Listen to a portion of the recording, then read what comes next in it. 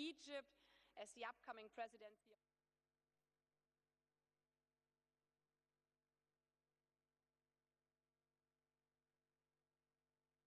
of the climate crisis, and I would like to give the word now to the Chancellor of Germany, Olaf Scholz. Exzellenz, sehr geehrter Herr Präsident Al-Sisi, sehr geehrter Herr Hart, sehr geehrte Damen und Herren Ministerinnen und Minister, liebe Annalena Baerbock, meine Damen und Herren, es gibt einen Gedanken, der weltweit seit Jahrtausenden eine Triebfeder ist für Fortschritt. Er lautet, kommenden Generationen ein gutes Leben ermöglichen. Dieser Gedanke ist zentral, wenn wir über das Klima unseres Planeten sprechen, und zwar in zweierlei Hinsicht. Zum einen, weil er uns mit dem konfrontiert, was wir eigentlich alle längst wissen. Wenn wir nicht viel schneller, entschlossener und geeinter handeln beim Klimaschutz, dann wird dieses Versprechen an künftige Generationen nicht zu halten sein. Die jüngste Hitzewelle in Indien und Pakistan, die Fluten Anfang des Jahres in Brasilien oder im vergangenen Jahr im Ahrtal und Nordrhein-Westfalen, an die wir letzte Woche erinnert haben, sie sprechen eine eindeutige Sprache. Wir müssen die Erderwärmung auf 1,5 Grad begrenzen. Der Gedanke an künftige Generationen weist aber zugleich auch den Weg nach vorne. So wie die Hoffnung auf Wohlstand, auf ein besseres Leben seit Jahrtausenden für Fortschritt sorgt, so kann sie auch den Klimaschutz entscheidend voranbringen.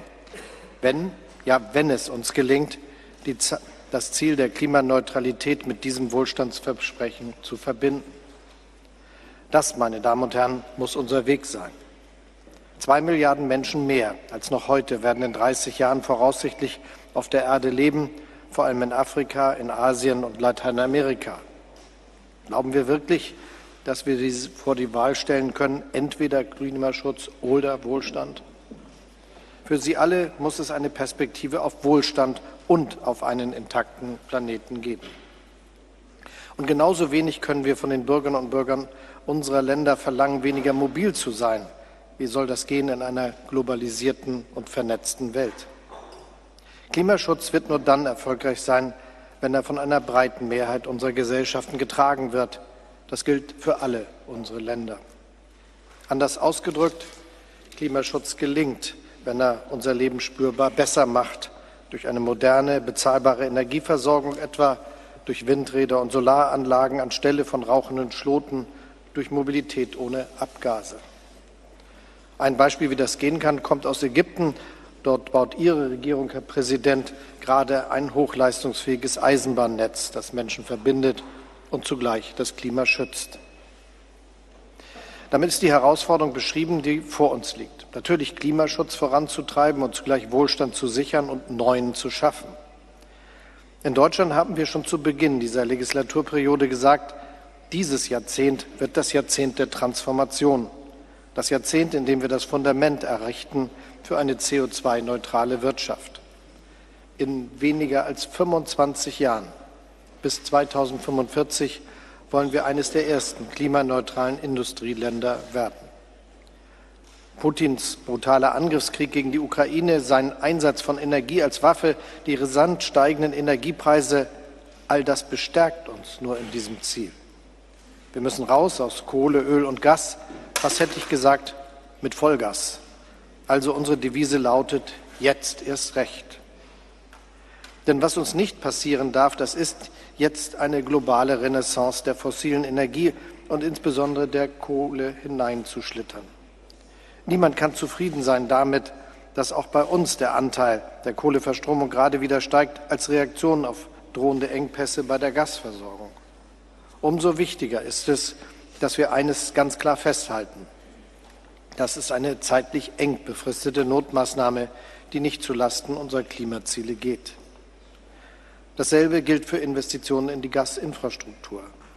Ja, wir brauchen vorübergehend neue LNG-Kapazitäten, damit hier und in vielen anderen Ländern weltweit nicht die Lichter ausgehen, bei den Menschen zu Hause und in den Betrieben. In Betrieben übrigens, die oft genau die Technologien erzeugen, die wir auf dem Weg zur Klimaneutralität brauchen. Aber klar ist eben auch, alles, was wir heute zur Versorgung tun, But what we are doing for installing the different resources of natural gas, it's going to lead to the ratio of CO2 and the gas emissions.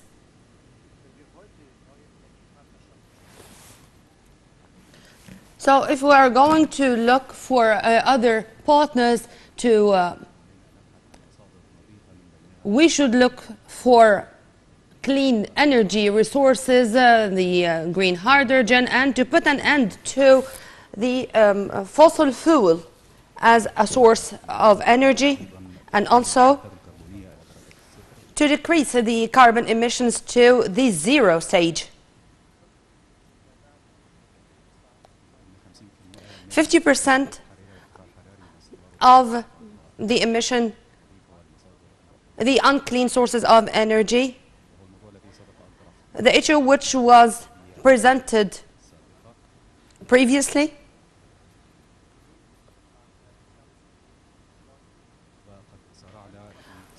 we were hard to use and to benefit from other sources of clean energy like winds.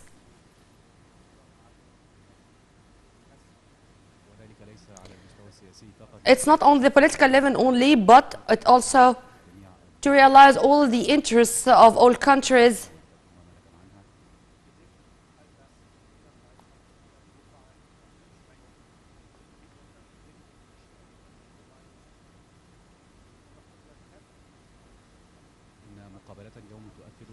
Our meeting today, it's really focusing on how important are these points.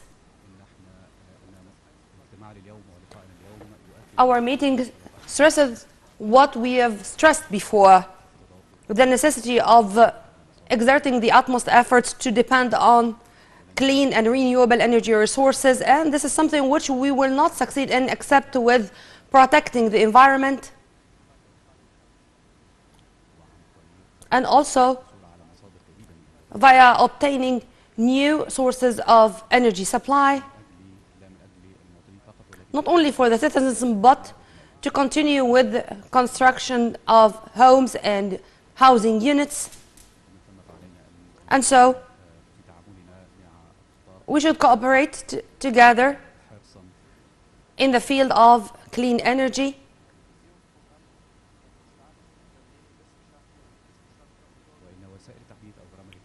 All the modernization ways which are implemented through the governmental bodies or through private companies need trusted partners together through through economic integrity, $600 million in the infrastructure, also clean energy.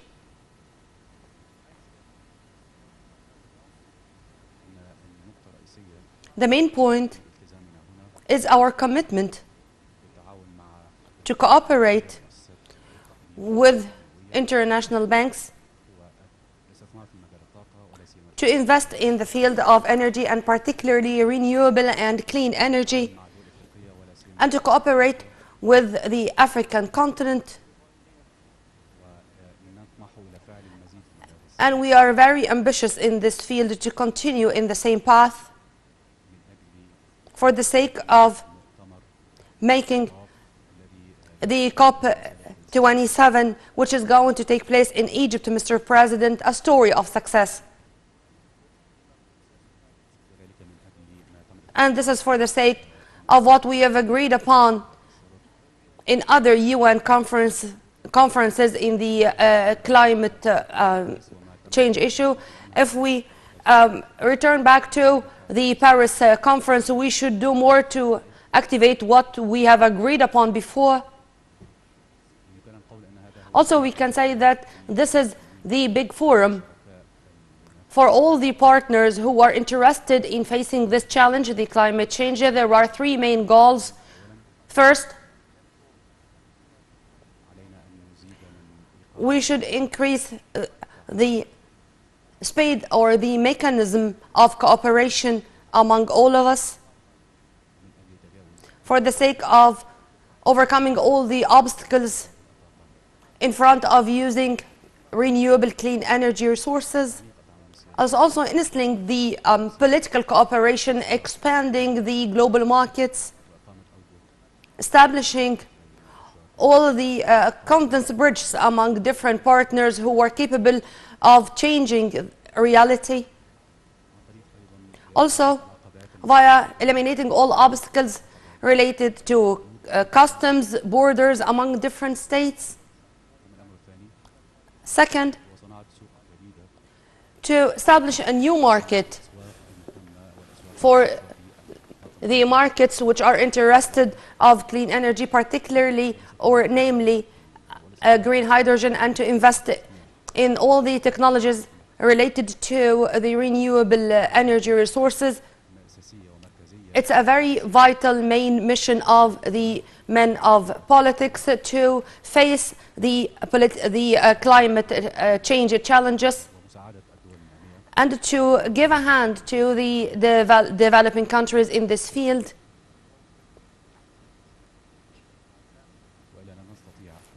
Or we will not be able to protect the climate to the extent we really work for.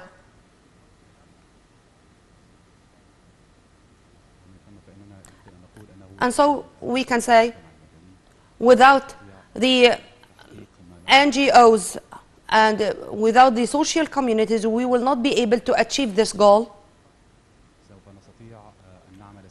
We should work together through the development banks and development institutions to reach this goal and to achieve it on the ground. All the big countries allocated $1 billion to support the climate change efforts.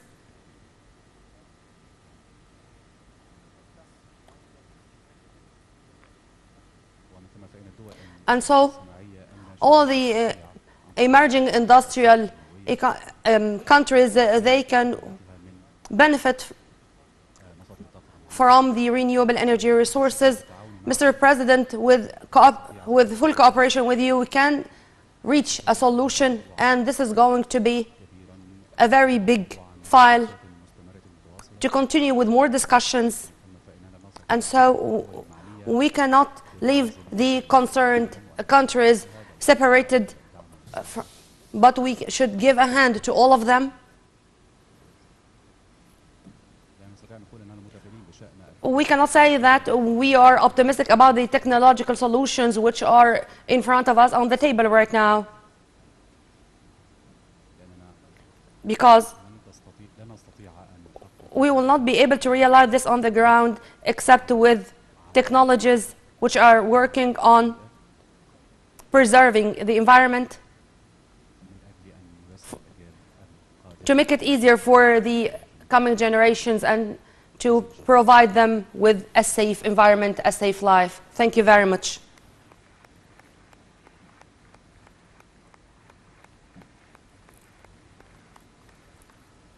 Thank you very much.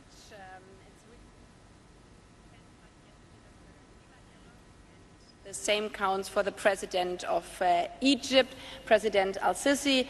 Very warm welcome again to the Foreign Ministry, and thanks for joining us here at the Petersberg Klimalog high-level segment. The floor is yours.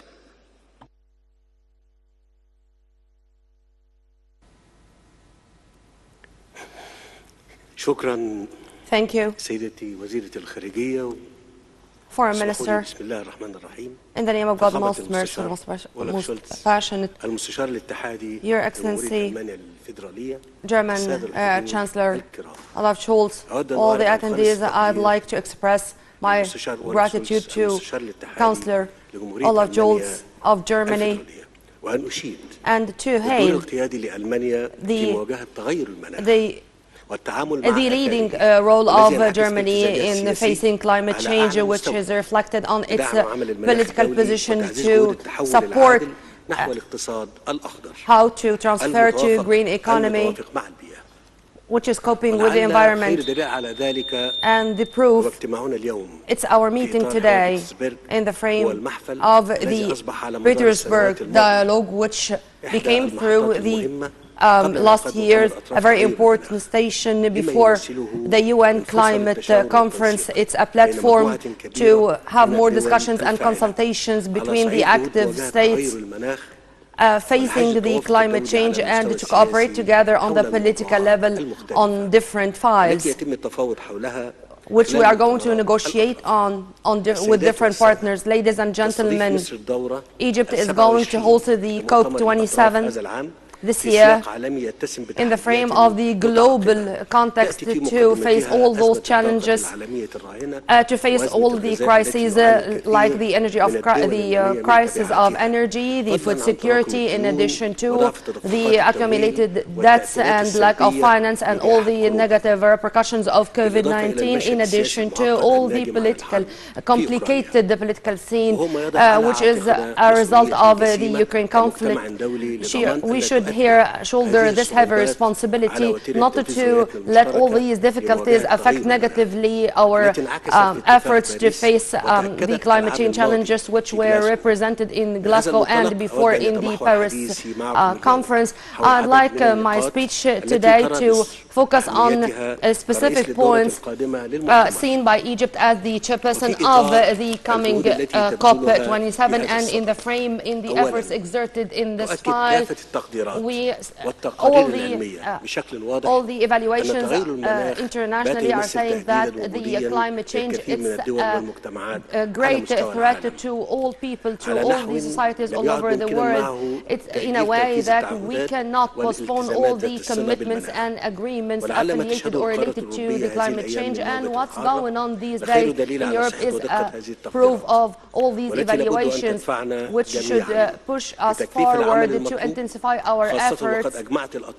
All the partners agreed that the coming هي لتنفيذ اتفاق باريس وتحويل المساهمات المحددة وطنيا إلى واقع فعلي في إطار المبادئ الدولية الحاكمة لعمل المناخ الدولي، وفي مقدمتها الإنصاف والمسؤولية المشتركة متباينة الأعباء والقدرات المتفاوتة للدول. لذا فإن جانبا رئيسيا من جهد الرئاسة المصرية لمؤتمر الأطراف ينصب في الوقت الراهن على جعل قمة المناخ العالمية نقطة فارقة على صعيد عمل المناخ الدولي، بما يساهم في الحفاظ على الزخم الدولي وتأكيد التزام كافة الأطراف على الأمم وتحويل عهودها وتعزيز على الأرض. To implement them on the ground and to guarantee that we are going to transfer to the clean and green economy to cope with the current challenges and to participate or to share in boosting all the mechanisms of financing climate change. This is the pillar of enabling those countries to participate in these global efforts. Second, to realize this vision on the ground, Egypt depends on the support of all partners to provide this confidence or their atmosphere of trust. And in this context, I'd like to hail all the statements which were released upon the climate change and development, which were released by the G7 group meetings here in Germany last month, which contained also positive political situations supporting the just and fair transfer in many developing countries to clean and green energy, which we hope that this is going to include the other developing countries. And also to stress the necessity and the importance of the share of the international banks to support these decisions, and to stress also the necessity of all these joint visions regarding negotiations in different aspects. In the same of the frame of the Paris Conventions and the pacts, which really witnesses many situations which are not suitable to the good intentions presented by many countries.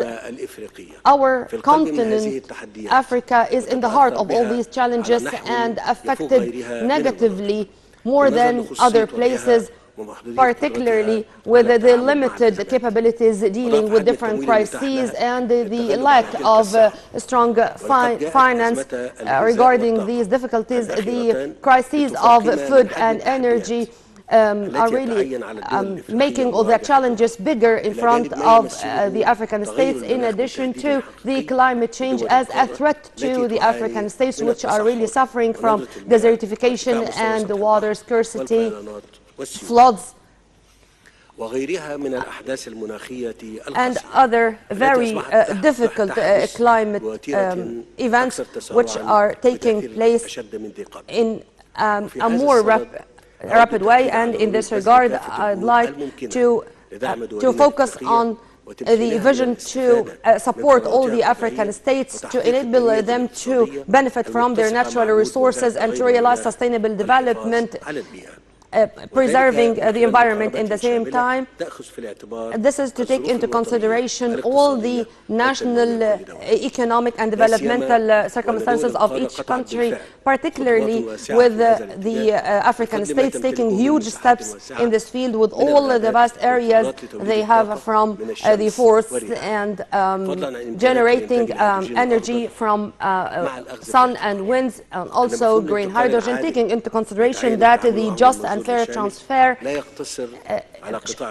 it's not only regarding the energy file, but also it should cover other fields like agriculture, industry, and more. Fourth, Egypt took very effective steps to transfer to sustainable efforts to face the climate change, not only taking into consideration or believing in the right of its citizens to lead a happier life, and also taking into consideration that the green transformation is a very big step to continue with a better life for the coming generations.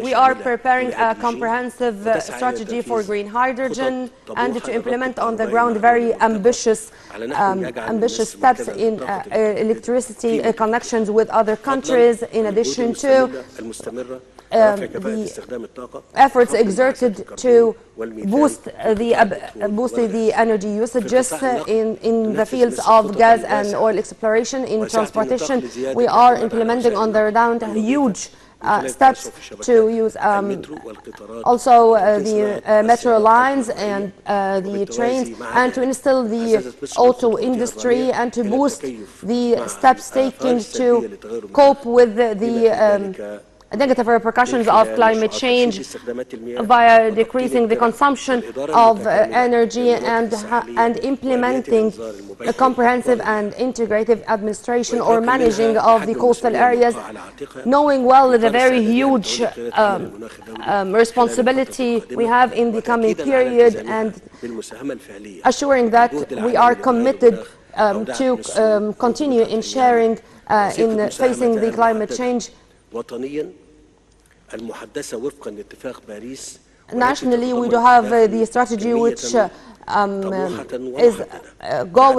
which coinciding with the Paris Convention, to reflect all the efforts, and is going to continue by Egypt, and also to clarify all the needs requiring finance and also technical support, part and parcel in the frame of the partnership with different partners, whether with finance institutions or other governments. And in this regard, I invite all the participating countries to decide all their shares before and through the COP27 summit of Sharm el-Sheikh. Ladies and gentlemen, Egypt is going to spare no efforts to make the COP27 a story of success via preparing the good environment for all the concerned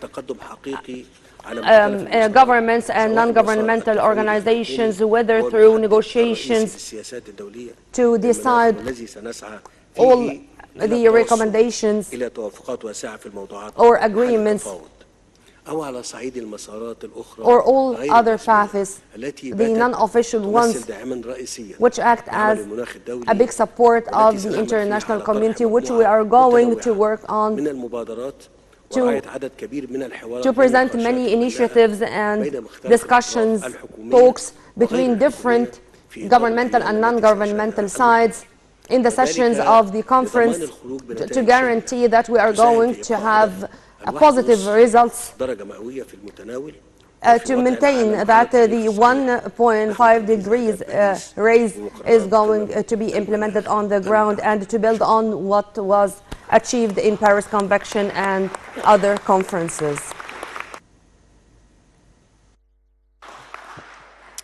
Dear Excellency, thank you very much for your strong and powerful speeches, also taking up many topics we have discussed in the morning with regard to the need to increase renewable energy as the most important step to come forward on the path to 1.5 degrees, but also the question of adaptation and loss and damage, as many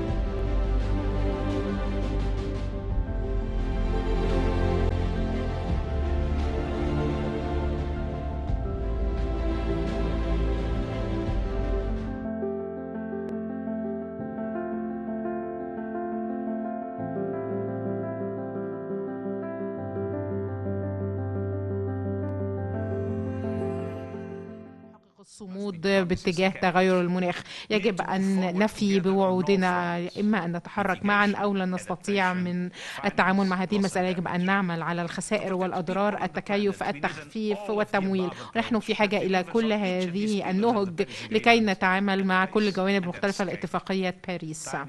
الوقت لم يعد في صالحنا.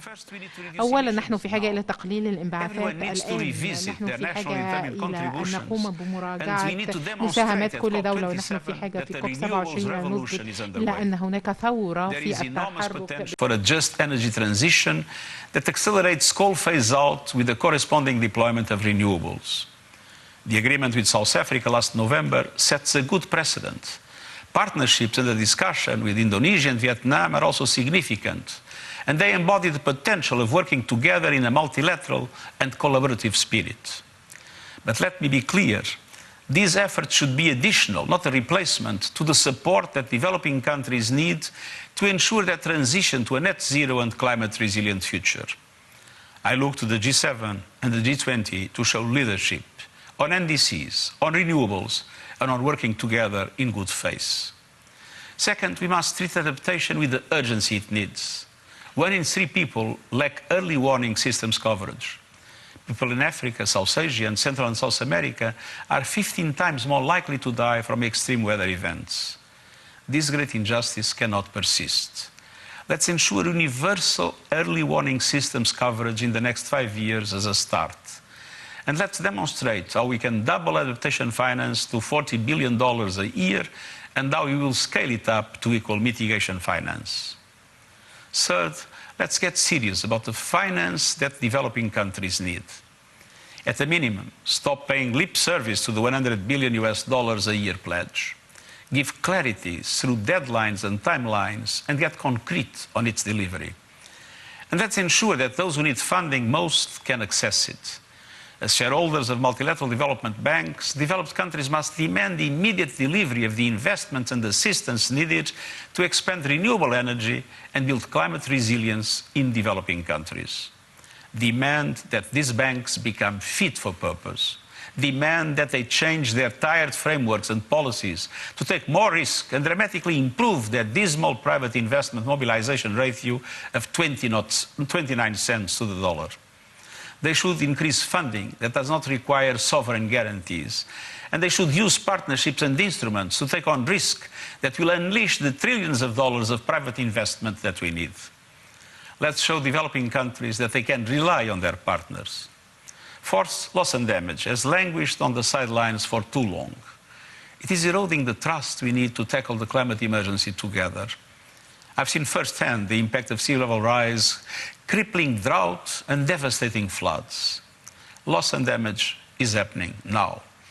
We need a concrete global response that addresses the needs of the world's most vulnerable people, communities and nations. And the first step is to create a space within the multilateral climate process to address this issue, including on finance for loss and damage.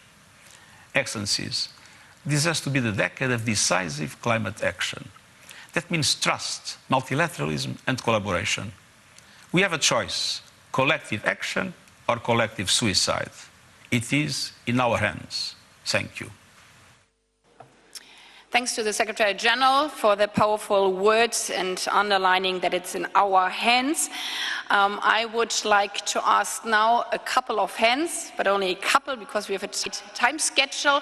For those of you who would like to ask the question to the Chancellor of Germany or the President of Egypt, with regard, obviously, to the climate conference and our common fight regarding the climate crisis. Who would like to go first?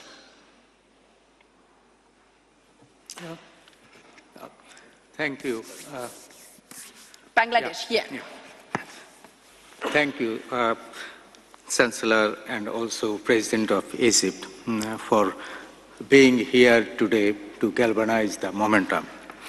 But as you know, even this morning, as we have discussed this issue, COP current President Alok Sharma virtually told us that he had expressed his frustration in a way, because whatever we have heard at Glasgow, that is not yet to be implemented, yet to be materialized. Those promises are not, are in the words, not in the, ground zero. So how best we can take actions onto the ground, adaptation actions onto the ground, mitigation actions at our domestic level, regional level, and also global scale. Those are key challenges, and also climate finance, how to ramp up climate finance, because we are supposed to mobilize $100 billion from 2020 per annum, but that is yet to happen, even if we are now at the almost, last quarter of 2022. So how best we can mobilize those resources so that those who are on ground zero can be rescued, can be, uplifted from their poverty level, from their, crisis situation. So this is now, as UN Secretary General just now asked us, it is at our hand. We need to galvanize this momentum, and it is now on your hand how best you can mobilize those resources at this crisis moment. Yes, we are in a war at Europe. We are at war even on climate front. So together, can we collectively solve this crisis on an emergency basis? Thank you. Thank you very much, Mr. Chodori, not only for Bangladesh, but also as the lead climate negotiator for the less developed countries. I would suggest that we collect the questions, and then we have a second question or remark from the Minister of the Democratic Republic of Congo, Ms. Massoudi, please. Merci beaucoup, Excellence, Madame la Ministre.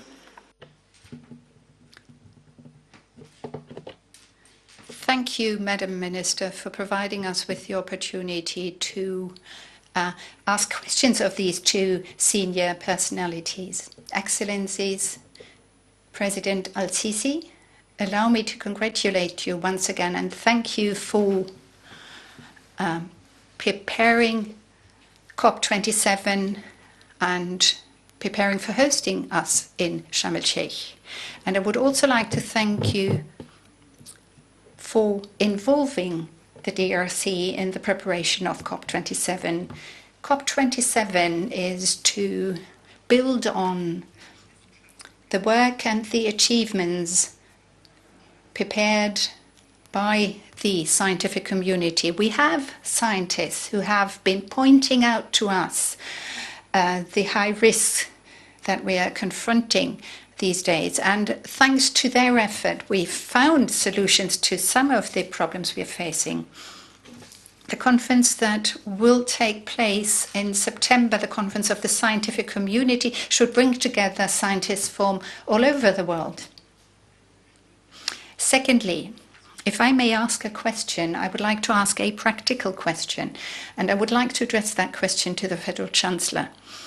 Chancellor, I listened to the Foreign Minister, who rightly made the point that Germany, in order to reduce its dependency on gas imports from Russia in the face of the war of aggression, will for a limited period of time have to resort to the use of coal, whilst at the same time trying to keep within its target for reducing emissions. My country is very much in favor of working at the mitigation front and to ensure that we work in the direction of setting up an emission-free production of cars. We have the technologies, we have what it needs, we have the raw materials to produce batteries. What is Germany's policy on a direct cooperation with DRC in order to make sure that the resources can be used in our country and in order to open up opportunities for Africa too, to open up opportunities for the developing countries to also participate in this process of transformation? What is your policy on this? Covered finance, especially action on the ground, the question of cooperation with African countries and especially also renewable energy and cars. I would go to Bolivia next. Please keep it short because then we can hear finally also the question from the youth, Melissa Jiménez Gomez Tagle for the youth non-governmental organizations. Spanish, please. Muchas gracias. Saludos desde Bolivia. Thank you very much indeed. And I'd like to convey you the best regards from the Bolivian people. We have come here today in order to prepare for COP27 in Egypt at the end of this year. Our major concern is the following. We still see commitments and pledges that have been made but have not been implemented yet. And we would like to point out that we have to address these issues in a more objective manner. For example, with the help of the committee that was set up in Glasgow. This committee was set up in Glasgow. Expectations of the committee are very high. We spoke of natural disasters, of forest fires, of inundations and floods, and there are other topics that come into play here when you think of the upper mountainous regions, of which Bolivia does have a few. We do have mountains that are no longer covered by snow, and this is cause for very serious concern in our country. We don't know what we're going to do if we end up having no water. The people have to change their approaches, their attitude and their actions. And I believe, and I want to be very clear on this here now, that it is only if we act together that we can tackle the problem of climate change impacts and mitigating that impact. Thus, I would like to make the following comment. It is very important to found or set up a platform that aimed to bring about these objectives that are based on markets. With an eye to COP27, we have to take such action. It is also important that we discuss what funding mechanisms, what modalities for financing can be created in order to make sure that states can solve the problems that are, to be honest, of a global nature. We have to change the way in which we have acted. We have to change our behavior, and I hope that together we will be able to identify solutions. We will be able to give answers that have to be mandatory, that have to be binding on the people. Thank you very much indeed. That was the first time that I've taken the floor. I want to make the point that Mother Nature demands of us that we intervene. Mother Nature demands of us that we act in order to preserve and protect biodiversity. Mother Nature is in our hands, and we have to protect it and safeguard it. For the relation also between climate crisis and biodiversity. And last question, we have 7 minutes left, so please keep it short and sharp. The last question goes to Melissa Jimenez Gomez-Tagle from the Youth Non-Governmental Organizations.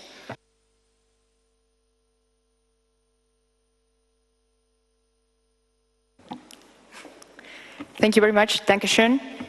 We would like to ask, what do you plan to do to ensure that we have a space to discuss loss and damage finance at COP26?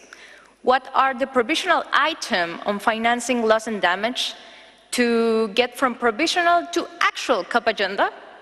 Where do you see the hurdles for delivering that at COP27? And mostly, do you envision to announce a pair of facilitating ministers to unlock urgent political progress on this issue soon after this dialogue? Thank you. Dankeschön. Thanks a lot.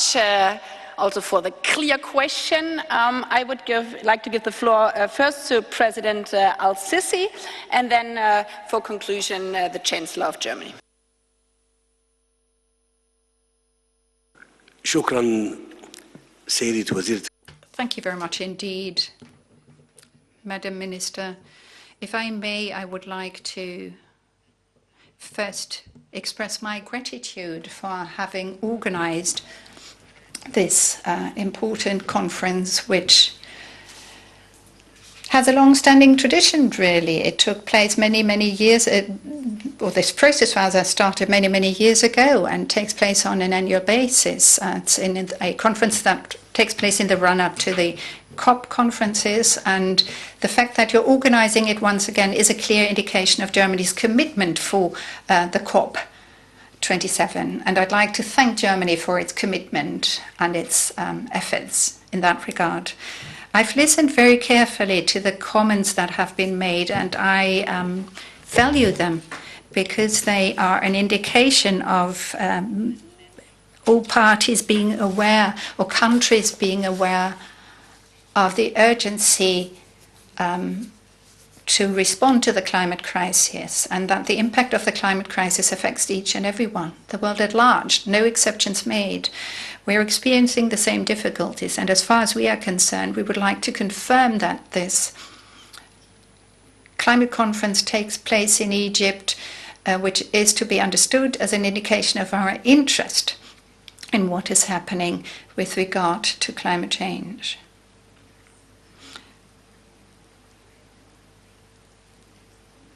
In order for us to be able to create a context in which an issue of such proportions like the climate change issue can be discussed demands preparatory work, allowing us to identify a pathway along which we can proceed. The climate crisis will have to be tackled with determination, and that demands major efforts on the part of everyone. Egypt will be hosting COP27 at the end of this year, and the fact that that is the case is an indication of our interest in climate issues per se.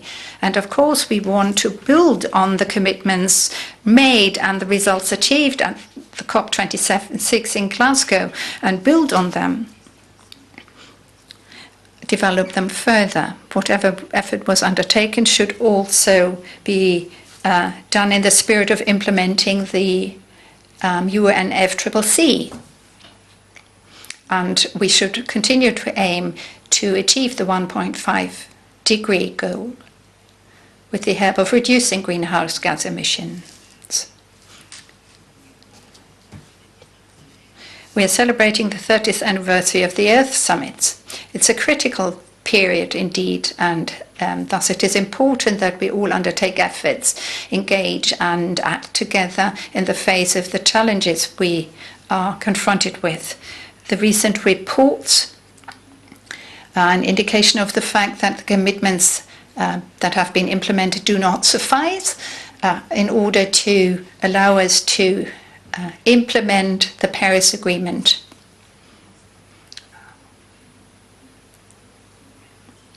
We want to work to preserve Earth for the coming generations, and Egypt will not tire in its efforts and endeavours to work for progress against this backdrop, be that in the negotiations, and I made that point earlier, or be that on the additional level, at the additional level of working with partners, because that plays a part too, so as to allow the transition agenda to proceed. And I confirm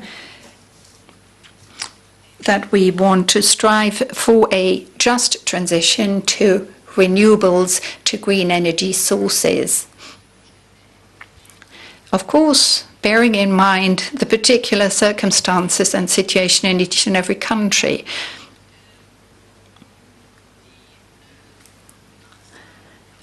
What we have to do is to take the necessary measures to allow us to face up to the impact of climate change.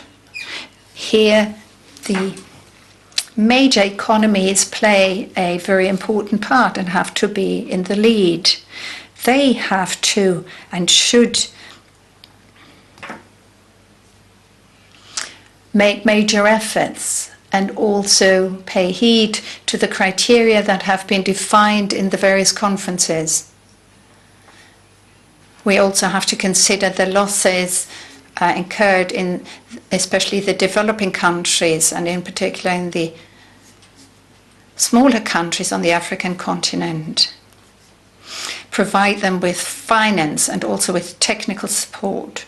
We do hope that we will succeed at the conference in Sharm el-Sheikh to have an ambitious agenda for the negotiations. I know that the expectations are high on us in that regard, and we hope to fulfill those expectations. We must help those developing countries that have to cope with the impact of climate change already, and provide them with the necessary funding, also with the help of the private sector. Adaptation is a very important aspect in that regard. We know of countries that need help with their adaptation processes and projects, and it is very important that we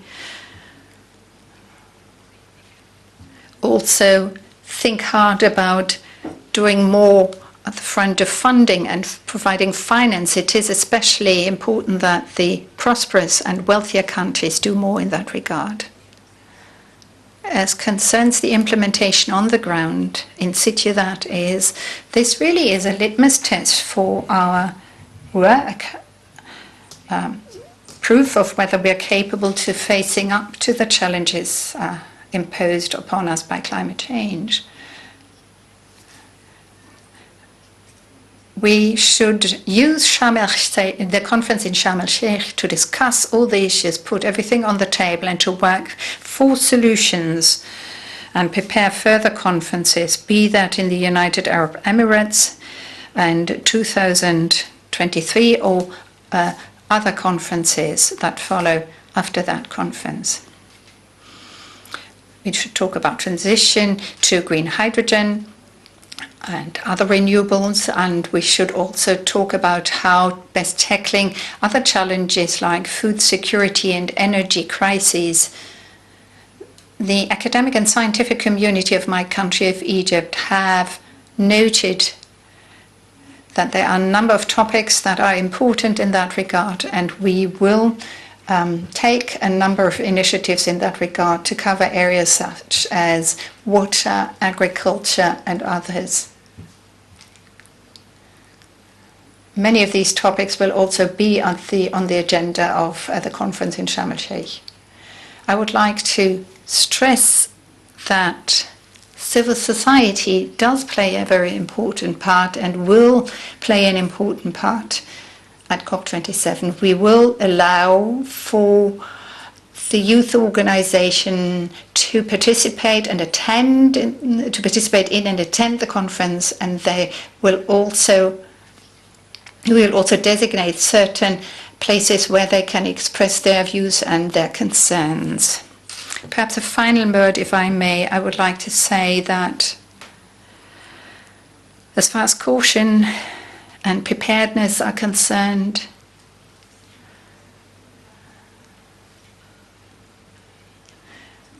I am confident that man is capable to respond to this crisis. Look at us, we've come here together, happy to discuss these issues. Proposals are being submitted during meetings of this kind. All of that, I believe, demonstrates man's willingness to act in the face of these challenges that have been man-made and that have come about as a consequence of what man has invented. So I think we, being human beings, are capable of undoing what human beings have done. So we should be able to solve the problem, and I hope we will be able to do so in the coming years. President, also for underlining how important an active civil society is for a successful climate conference and fighting the climate crisis, as we've seen also in the past years, especially a critical and open youth, which is addressing worldwide the importance of the fight against the climate crisis as it's their future. Mr. Chancellor, please, the floor is yours for the 4 questions. Schönen Dank, schönen Dank. Thank you. Thank you for your questions and for engaging in this discussion on the topic. I believe that this really constitutes one of the major challenges of mankind and that it plays an important part at COP27. I would like to once again thank President Al-Sisi for hosting the conference and for engaging in the necessary preparatory work to allow the conference to become a success. Now, as far as climate finance is concerned, there's been a lot of discussion of this subject matter. I've been able to point out in my speech that this will be very much about implementing the promises that were made, keeping the promises and pledges that were made and given, complying with the $100 billion goal. We will all have to make a contribution. Germany will do its part. And it's already part and parcel of our budgeting plans to provide those funds. And when we do this, and as we do it, it's also a contribution meant to encourage others to follow suit and to act in the same vein. And much of that also extends to a lot of the cooperation we engage in with the development bans, ensuring against damage and loss. These are all areas where work is ongoing and that are very important, where we make our contribution. From my point of view, it is very important, when we come together to discuss climate issues, that we understand the link between finance and technological transformations. It is very important that we take note of this qualitative turn in our debate. When we started talking about financing, when the first commitments and pledges were made, the idea of technological change, industrial production, energy production, had not been developed to a very large extent in the developed countries. Some have advanced it a bit further, but the genuine upheavals hadn't really taken place. And I think that that does make for the qualitative difference with regard to earlier debates and when you compare them to the present debates. And it does have an effect when you look to the United States, to Canada, to Europe. Japan, Korea. Industrial processes have been set in motion in many countries, the result of which is to ensure that our mobility will be CO2 free. Countries have decided to produce steel without using coal or gas. Once these countries decide to produce cement in a CO2 neutral fashion, the chemical processes involved are to take place without using fossil fuels in the heating plants. And this is a process that is happening now, and the decisions have not only been taken by the countries, but also by the respective companies. And at the same time and in parallel, you witness a transformation of industry in the direction of CO2 neutral electricity production. We have learned that there have to be two preconditions for us to be able to do without fossil fuels plants, heating plants. The first of which is to produce enough electricity in a CO2 neutral manner, basically or mostly from renewable energies. The idea of nuclear energy that some might cherish is not something that Germany is pursuing. But CO2 neutrality is what we aim for, and that we realize at the same time that we need much more electricity than we used to employ in the past, because that is one of the important preconditions for these industrial transformation processes to actually take place. So we're talking replacing the production of electricity from the former methods of producing electricity and expanding production capacities. In the case of Germany, we're talking offshore wind, solar energy, biomass. And of course, it does have an effect and consequences for the infrastructure sector, because such an economy will need to have a much more efficient electricity grid. So this is a process that is happening now. It has begun. And as we see it happen with regard to electricity production, but also with regard to energy production, this at the same time opens up opportunity across the globe, and the consequences of which, the new opportunities that this will open up for other countries in the world will be enormous. As President Sisi just said, we've heard this from many other countries already, and we'll probably hear from some of you that there are quite a few countries that are thinking hard about producing hydrogen as a good that can be exported, because it is a precondition for other industries to work in a CO2 neutral way. So it opens up new opportunities for other countries. Countries can become producers of energy that can be taken to countries that need them, considering something that they had not even thought of, because it is a new opportunity opened up by this process of transformation. So this is something that is happening now, and I think it has to happen now. If you happen to be the head of government or head of state of a country and suddenly say we want to produce renewables and hydrogen that we want to export, not to be considered a very bold or perhaps too bold a person, you have to make the point that this is a decision is also in an inverted manner taking place in countries that are transforming their economies. You can rely on the fact that you will have countries that want to import the hydrogen that you are producing. So as I said, it's a transformation process, a major industrial transformation process that is always of a global nature. And listening to the colleague from DRC, you asked about batteries, electromobility. And so you understood what I am trying to explain here and now. This is part and parcel of this global transformation process. And your question is very justified indeed, and there will be many other such very justified questions we will come across. It is clear, if we do this, if our companies, the companies in our countries, especially in Germany, but this is also true for other countries, if we encourage them to jump on the bandwagon,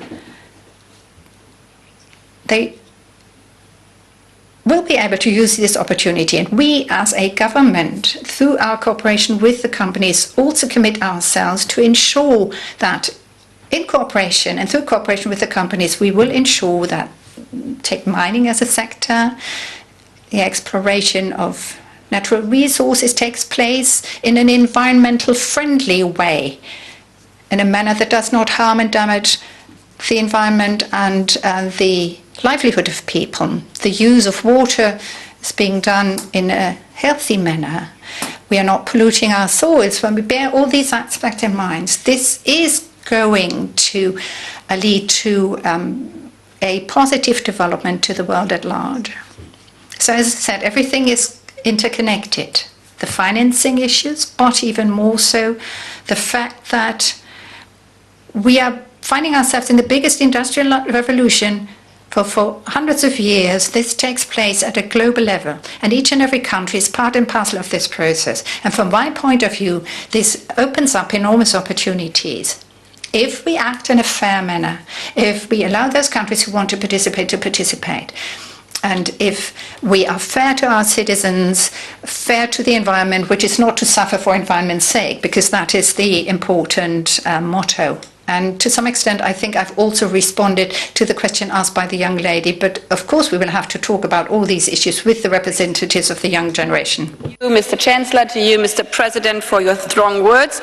We have now 100 days almost that we turn the words into action together, commonly worldwide, because as we know that the climate crisis does not stop at borders, also our answer can only be a global answer all together, fighting the most difficult threat on Earth, the climate crisis. By this, we close the session, also the live stream of our high-level panel here from the Petersberg Climate Dialogue. I would like to ask all the delegations sitting at the table now for the family picture in the blue hall outside, and afterwards return back to this table at 2:30 for the first deep dive in. Please enjoy the lunch, and thanks again to Chancellor Scholz and President Al-Sisi for joining us today.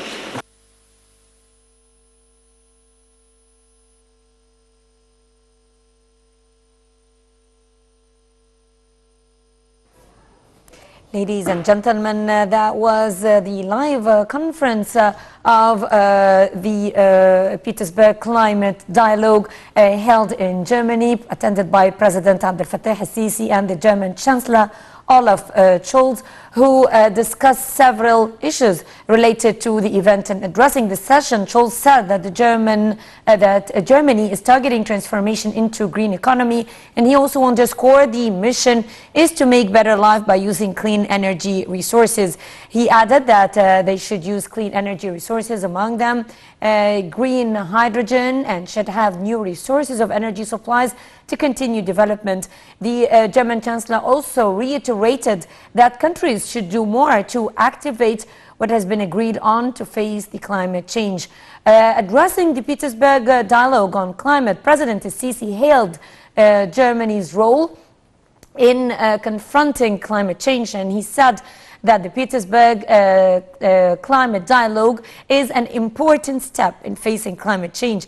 The President pointed out that Egypt hosts COP27 due to be held in November in Sharm el-Sheikh amid challenges, among them food and energy crises. The President added that Egypt is targeting transformation into an economy of low emissions. President Sisi also stressed the importance of international institutions' cooperation on climate change. He also said that food and energy crises increase the magnitude of challenges facing Africa.